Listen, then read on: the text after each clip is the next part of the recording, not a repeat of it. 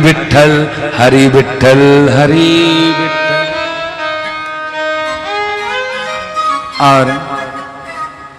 और आगे चल करके चलो अब जोर से बोलिए।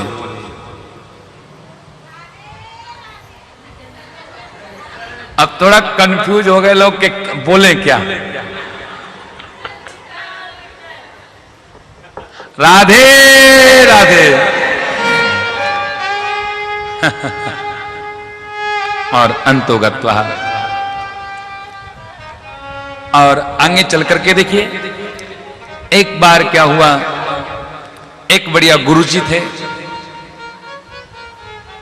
और एक बार की बात है कि एक जगह कथा हो रही थी, सत्संग हो रहा था आप लोगों की तरह।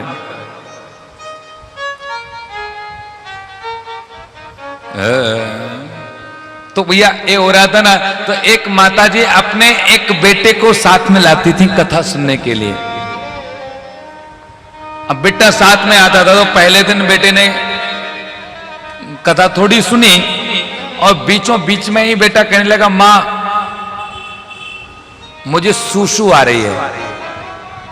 मां ने कहा बेटा जोर से मत बोला करो, ये लोग साथ में हमारी सहेली वगैरह क्या सोचेंगे, ये बेटा कितना गंदा है, परेशान करता है। एक दिन करा लें, बोले मां अब नहीं करेंगे। दूसरे दिन फिर कथा में आई और बेटा साथ में आया तो फिर कहने लगा। पर मां ने ये कहा बेटा अब ये मत बोलना। बोले क्या बोले मां? बोले बोल देना गाना आ रहा है, गाना। बोले ठीक है। अब तीसरे दिन फिर आया तो उस बेटे ने बोला मां गाना आ रहा है, तो मां बढ़िया गई गाना करा के आ गई। लेकिन अब थोड़ा समय व्यतीत हुआ, अब उन लोगों को कहीं घूमने जाना था, तो बेटे को बोले कहां छोड़ दें, शैतान बहुत है। बोले गुरुजी के यहां पर छोड़ देते हैं। अब गुरुजी के यहां छोड़ दिया। एक दिन रात्रि के ठीक 12 बजे और उठा वो बालक, और उठने के बाद में गुरुजी से कहा गुरुजी गाना आ रहा है। गुरुजी ने कहा बेटा रात्रि के 12 बजे हैं, अभी गाओगे सब लोग जग जाएंगे और लोग कहेंगे ये क्या है, बेटा सो जा, अभी नहीं गाते हैं। अब बेचारा छोटा बालक था, सो गया। एक घंटे बाद फिर कहता है गुरुजी गाना आ रहा है। गुरुजी ने कहा बेटे अब तो 1 बजे गए, अब तो बिल्कुल नहीं बोलते हैं, सो जा। तीसरी बार, चौथी बार कहता है गुरुजी गाना जोर से आ रहा है, अब तो रुकेगा नहीं। गुरुजी ने कहा एक काम कर बेटा, जोर से मत बोलना, एक काम कर पास में आकर के मेरे कान में गा दे। और पता चला कि गुरुजी का कान भर गया। और फिर पता चला कि बेटा का गाना तो ये है। तो बेटे को भाई ऐसी शिक्षा दें कि जो हर समय चल जाए, ऐसा ना हो कि कहीं वो शिक्षा कहीं दुरुपयोग हो जाए। तो एक गाना अच्छा लगा, आप लोग हंस रहे हैं देखो। जोर से बोलिए भाई। और आगे चल करके कथा बहुत है अभी, जो कल कथा हम आप लोगों ने श्रवण की। तो उसके बाद में भगवान ने दावानल से ब्रज की गोपी गोपिकाओं को बचाया है, अरिष्टासुर का उद्धार किया। यहां पर मां यशोदा ने कहते हैं आज कन्हैया ने बहुत शैतानी की, तो मैया आज यशोदा ने छड़ी से मारा है। और मां यशोदा कन्हैया को बांधना चाहती हैं। और पहले तो कन्हैया पकड़ाई में नहीं आए, कन्हैया आगे आगे और मैया पीछे पीछे। मैया ने कहा अरे कन्हैया रुक जाओ, तुम्हें सतयुग त्रेता युग के भक्तों की सौगंध है, रुक जाओ। कन्हैया नहीं रुके। अरे कन्हैया तुम्हें सतयुग के भक्तों की सौगंध है, रुक जाओ। कन्हैया नहीं रुके। अरे कन्हैया तुम्हें द्वापर के भक्तों की सौगंध है, कन्हैया रुक जाओ। कन्हैया नहीं रुके। और जैसे मां यशोदा ने कहा कन्हैया रुक जाओ, तुम्हें कलयुग के भक्तों की सौगंध है, तो भगवान कन्हैया पकड़ गए, रुक गए। फिर यहां पर परीक्षित जी ने सुखदेव से पूछा कि भगवान ऐसा क्यों? क्या सतयुग के, द्वापर के, त्रेता युग के भक्त भगवान कन्हैया को प्यारे नहीं है? बोले प्यारे तो हैं, तो कलयुग की सौगंध पर क्यों रुक गए? बोले वो इसलिए रुक गए हैं, कलयुग में तो बहुत थोड़े से भक्त हैं, अगर वही मर जाएंगे तो भगवान का नाम कौन लेगा, कौन लेगा? मैं तो ये कहता हूं, अगर ये योग वेदांत सेवा समिति अगर दौड़ में नहीं होती तो कौन बापूजी को लाता, कौन से भागवत कथा आज हम लोग सुन रहे हैं कौन कराता? योग वेदांत है, जिनकी बुद्धि वेदांत की तरह हो। वेदांत कहें योग वेदांत विधि, योगांत वेदांत विधि। वेदांत कहते हैं भगवान के स्वरूप के लिए, जो भगवान के स्वरूप को साक्षात दर्शन करा दे, वो योग वेदांत सेवा समिति है महाराज, सेवा समिति है। आज के समय में लोग 1 घंटे नहीं निकालते हैं, 1 घंटा नहीं निकालते हैं। कम से कम 8-10 लोग जो हैं, मैं नाम तो सभी का नहीं जानता हूं, और तो और मैं क्या बताऊं, जो मेरा सारथी है दौड़ का, मैं उसका नाम नहीं जानता हूं अभी। राम जी का और मंगेश जी का जानते हैं। क्या नाम बताए थे? मगन भाई, किशोरी जी, अच्छा नंद किशोर नाम है। कल मुझे दिल्ली दिन ले जाते हैं, तो कल माताश्री जी भी साथ में ही थी। बोले महाराज आज तो गजब हो गया। मैंने कहा क्या होगा? बोले हमारी धर्मपत्नी बहुत हंस रही है। मैंने क्यों? बोले इसलिए हंस रही है कि कम से कम मैं घोड़ा तो बन गया।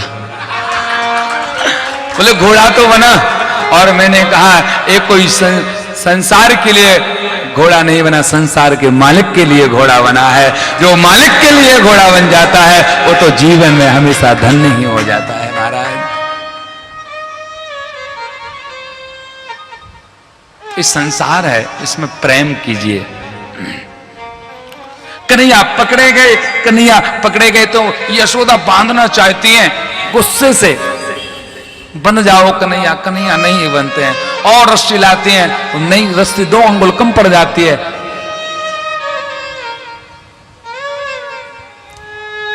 दो अंगुल रस्सी कौन सी है? वह है सत्य की।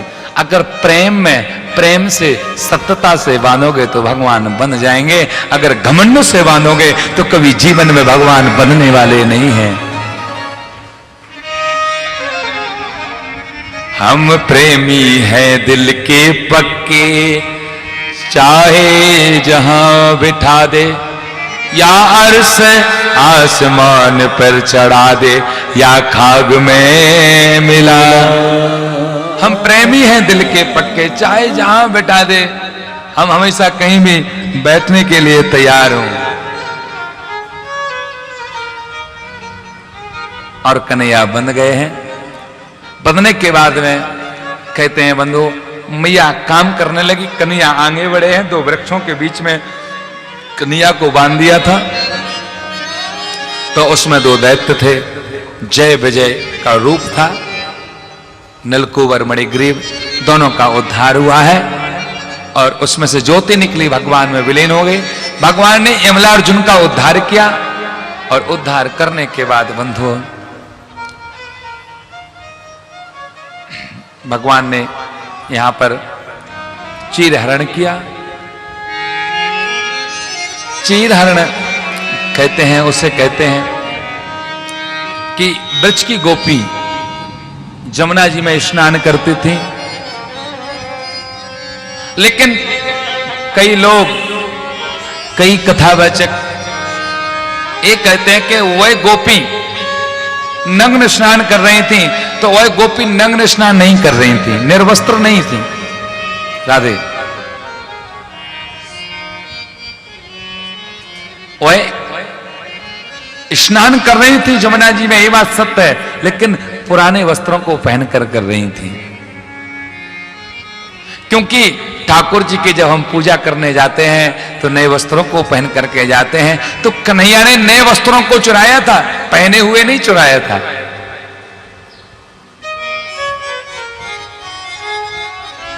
और कन्हैया बढ़िया कदम के वृक्ष पर चढ़ गए। अब गोपियां बाहर आने के लिए तैयार हुई, और जैसे इस समय पर आई और देखा कि हमारे नए वस्त्र कहां पर हैं, संकोच में पड़ गई। अब कन्हैया बढ़िया छिप गए हैं, वस्त्रों को छिपा रहे हैं। तो एक गोपी कहती है, ये मुझे सब पता है, एक किसकी करतूती है। बोले किसकी करतूती है? बोले ये तो कन्हैया ही कर सकते हैं और कोई नहीं कर सकता है। कहाँ है कन्हैया? बोले कन्हैया तो नहीं दिख रहा है, लेकिन एक गोपी ने कहा दिख गया, दिख गया, दिख गया। और कन्हैया ने सोचा कि वास्तव में मैं दिख गया। तो एक साड़ी, बढ़िया सिल्क की साड़ी थी बढ़िया, उसको संभालने के चक्कर में, छिपाने के चक्कर में वो खिसक गई और वृक्ष पर दिख गई। बोले कन्हैया दिख रही है साड़ी, इधर आओ। कन्हैया आए, बोले वस्त्रों को दे दे। बोले नहीं देंगे। बोले क्यों नहीं दे रहे हो? बोले आप लोग मलमूत्र से सने हुए ये वस्त्रों को पहनने के बाद पहन करके आप लोग जमुना जी में स्नान करते हो, ये ठीक नहीं है, ये जमुना जी का अपमान है। कोई भी इंसान गंगा में नहाए, नर्मदा में नहाए, अन्यथा किसी भी नदी में नहाए, तो स्नान करने के बाद में अपने पहने हुए कपड़े नहीं धोना चाहिए। वहां पर आप तीर्थ पर गए हो तो स्नान कर लो, लेकिन कपड़े आप जिस रूम में रुके हैं वहां पर उन कपड़ों को धोना चाहिए। अगर आपने कपड़े धो लिए तो उन कपड़ों का जो भी आपका गंदा है, क्योंकि हम लोग शौच क्रिया जाते हैं तो कपड़े गंदे ही हो जाते हैं, और उसमें धोएंगे तो हम पाप ले सकते हैं, पुण्य कहां से लेंगे आप? अच्छा, दूसरी बात, कई लोग विष्णु भगवान के अवतरित भगवानों को गंगा जल चढ़ाती हैं हमारी माताएं, पर भगवान के लिए गंगा जल नहीं चढ़ाना चाहिए। अब बोलो महाराज ये क्या बोल रहे हो, गंगा जल नहीं चढ़ाएंगे, फिर क्या चढ़ाएंगे? अरे पत्नी को सिर पर नहीं बैठाया जाता है, गंगा जी तो भगवान के चरणों में है, चरणों में ही जल को चढ़ाना चाहिए। और गंगा जल किसी के घर पर नहीं है तो भैया गंगा जल खोजो मत, बना लो, भगवान के पैर धो लो, गंगा जी बन गई। बोले गंगा जल नहीं है महाराज, मैं कहता हूं भगवान के पैर को धो, गंगा जी उत्पन्न हो जाएंगे।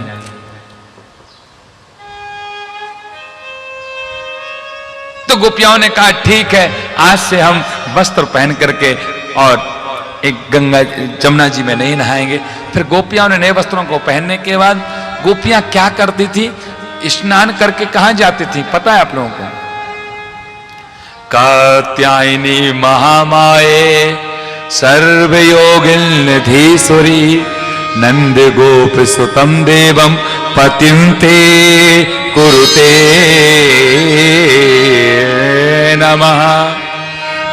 जिस कन्या का विवाह नहीं हो रहा हो, सब कुछ ठीक ठाक है, पढ़ी लिखी हुई है, पैसा भी है, सुंदर भी है, उम्र भी ठीक ठाक है, और विवाह नहीं हो रहा है, तो कहते हैं उसका शुक्र ठीक नहीं है, शुक्र का स्थान ठीक नहीं है, या तो शुक्र का जाप करा दें, या अगर नहीं करा पाए तो शुक्र का ये जो मंत्र है ना, इसका जाप करें तो अच्छा वर मिलता है और अच्छा विवाह होता है। क्योंकि ब्रज की गोपियां कात्यायनी मंदिर जाती थी और कात्यायनी मंदिर में जाकर के इस श्लोक का पाठ करती थी। कात्यायनी महामाये सर्वयोगिन्निधीश्वरी नंद गोप सुतं देवम पतिं ते कुरुते नमः। इस मंत्र का जाप करें। भागवत कथा में भी ऐसे कई साधनाएं हैं, कई मंत्र हैं जो जीवन बनाते हैं। और उसके बाद में भगवान थोड़े और बड़े हुए, बड़े होने के बाद में आज भगवान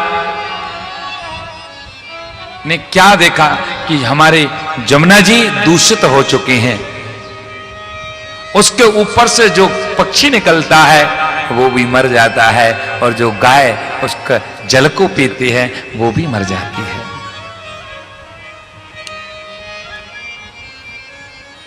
और एक दिन की बात है, कन्हैया ने सोचा इस जमुना जी में कालिया नाग आ चुका है और इसको भगाना जरूरी है। छुट्टी का दिन था, गाय चराने नहीं जाना था। आज कन्हैया मैया से बोले, देख मैया, देख मैया, आज हम लोग खेलवे के ताई जाएंगे पर दाऊ को ना ले जाएंगे। और कन्हैया सोच रहे हैं अगर दाऊ को ले गए तो दाऊ तो नाग अवतार है, शेष अवतार है, दाऊ शेष अवतार हैं, और अगर इनको ले गए तो ये उस नाग का उद्धार नहीं करने देंगे। अब लोगों को पता नहीं है, जब कैकेयी ने वरदान मांगे थे ना, तो किसको वरदान मांगा था? राम को वनवास, यही है ना? तो एक ही व्यक्ति को वनवास हुआ ना, पर तीन को क्यों दिया गया? तापस वेश विशेष उदासी, 14 बरस राम वनवासी। इस चौपाई को गहराई तक जाओ। तापस वेश विशेष उदासी, तापस वेश और विशेष, शेष कहते हैं नाम को, वो उदासी कहते हैं धर्मपत्नी को। तो कैकेयी ने तीनों को वरदान मांगा था, राम को वरदान नहीं मांगा था कि इनको वनवास दे दो। अपने जो दशरथ जी से चाहिए था ना वरदान, तो तीनों को मांगा। और कृष्ण भगवान ने यह सोचा कि दाऊ जी जाएंगे तो उसका उद्धार नहीं कर पाएंगे। रामचरितमानस का तो कहना ही क्या है, 1 से 1 गूढ़ रहस्य मिलते हैं, अध्यात्म की बात मिलती है। एक चौपाई पर बहुत कुछ हम लोग कर सकते हैं। पूरी रामचरितमानस में एक चौपाई है जिसमें रा नहीं है, रा, और बाकी हर चौपाई में रा मिलेगा।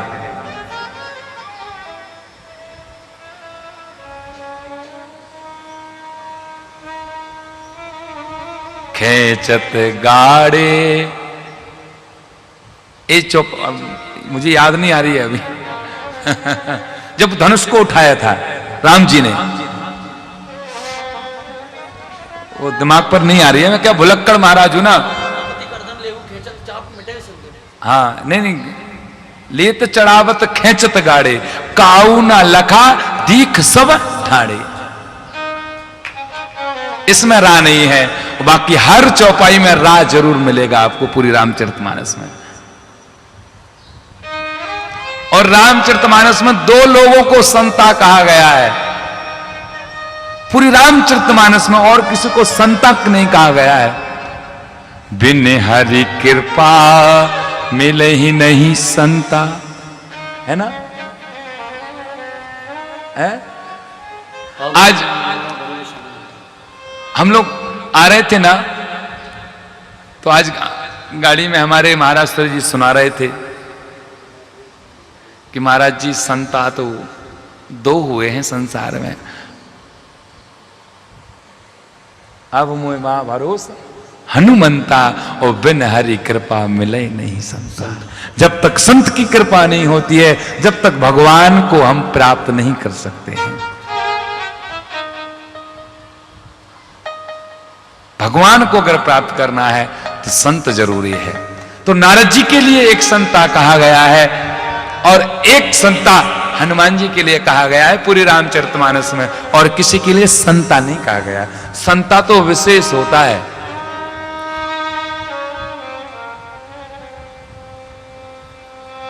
तो आज श्री कृष्ण भगवान अपने जोर से बोलिए।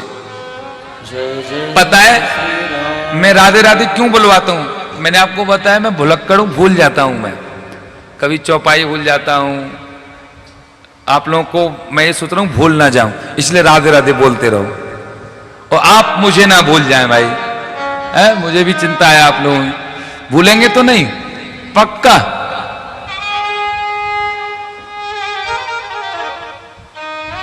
और भगवान ने चाहा तो बहुत जल्दी दौड़ में फिर से भागवत कथा होगी जरूर।